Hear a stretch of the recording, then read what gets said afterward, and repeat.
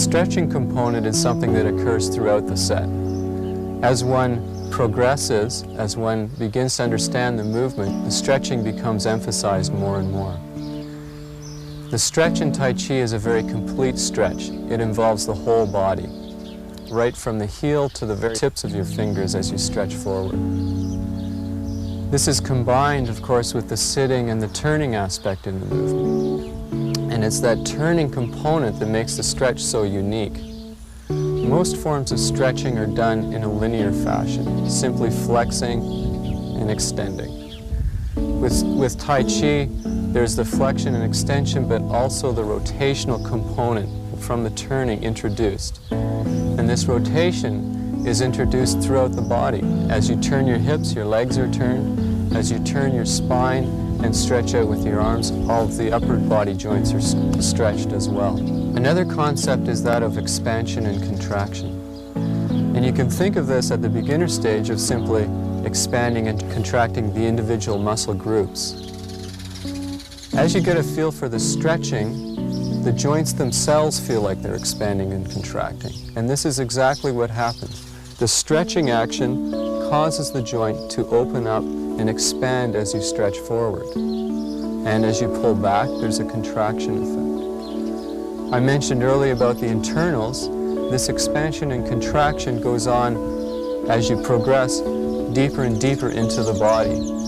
And you move from emphasizing the limbs and the more external structures to the body itself and the internal structures. And you feel as you do the weight shift, the transfer back and forth, that expansion and contraction occurs in the abdominal region and is involved in each and every movement of the set. The fifth component that we're told, and you hear repeated over and over again, is perhaps the most difficult to grasp, is that of relaxing. This is a term that makes sense at different levels as you progress in different ways. But relaxing is becoming more and more recognized that being able to relax is critical in dealing with the everyday stress that most people in our modern urban environment experience. Stress can have several detrimental effects on one's physiology, and learning how to relax is the most effective way in learning how to deal with that stress. In Tai Chi, the relaxation is integrated right into the movement. By doing the movement slowly, it allows that relaxation to occur. There's a stretch response, a stretch reflex that occurs as you stretch forward and do that type of stretch slowly that allows things to relax more. Most other forms of exercise, relaxing is separated from the exercise itself, just as stretching is separated from many forms of exercise. You do your exercise and then you do your stretching, you do your exercise, then you do your relaxing. In Tai Chi, all of these are combined together in all of the movements of the set, which makes it a very complete form of exercise. I've spoken mainly of the health benefits of Tai Chi from a Western perspective. In the East, they have quite a different perspective on health and what good health means and how bad health comes about. Tai Chi is an exercise that was developed to promote good health, and in the Eastern model, ill health comes about as a result of impairments in circulation of what they call Qi in the body. Qi is also known as the life force or intrinsic energy.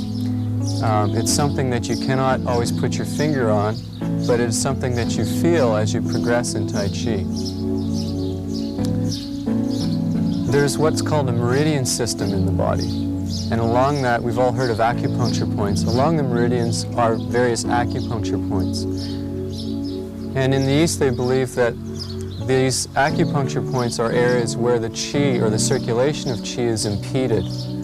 And it's that impediment to the flow of Qi that results in disease as we know it. Tai Chi as an exercise is developed to open up those areas where the Qi gets blocked along the meridians and promote the flow of that circulation. We think of circulation in Western terms strictly in terms of blood circulating along the circulatory system and perhaps the lymphatic system as well. circulation has other implications in terms of, as I was mentioning, the flow of qi.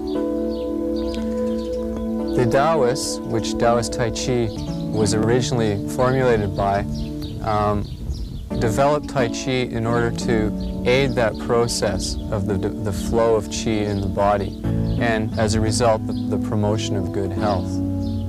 I mentioned relaxation earlier, and this is also comes into this in a very important way, in that the relaxation aspect of doing the movements is very much involved with the meditative aspect of doing the movements. Tai Chi is often described as a moving meditation. This extreme concentration that is required to do the set and that is developed by doing the set promotes that internal relaxation, which is also very important to opening up these blockages in the qi meridians.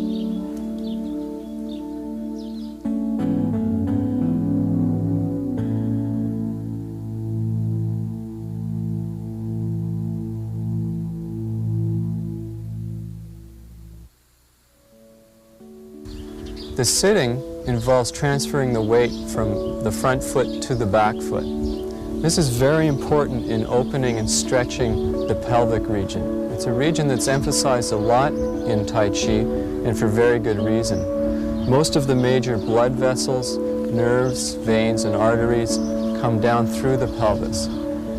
By stretching open that area, you allow more room for these very important structures to function much more effectively in the body.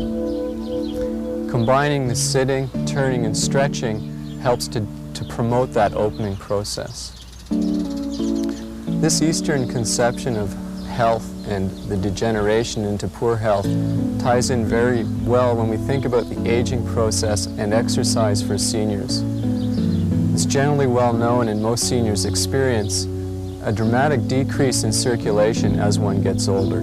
This is experienced as cold hands, cold feet, those type of sensations. As you practice Tai Chi and the internal development is achieved, that circulation is dramatically improved, and we've had many people in practicing Tai Chi experience just that. And you can think of this either in Eastern terms or Western terms, in terms of circulation of blood flow or circulation of qi. The process of improving the circulation still involves opening up the various aspects of the body to allow that circulation to occur. And I think this is one reason why Tai Chi can be considered an ideal form of exercise for people of all ages, to prevent that aging process from occurring as rapidly as it might. The Taoists, in their quests for improved health and what they called longevity, were always looking for the answer to prolong their lives. And I think Taoist-style Tai Chi is probably the best answer that they ever came up with.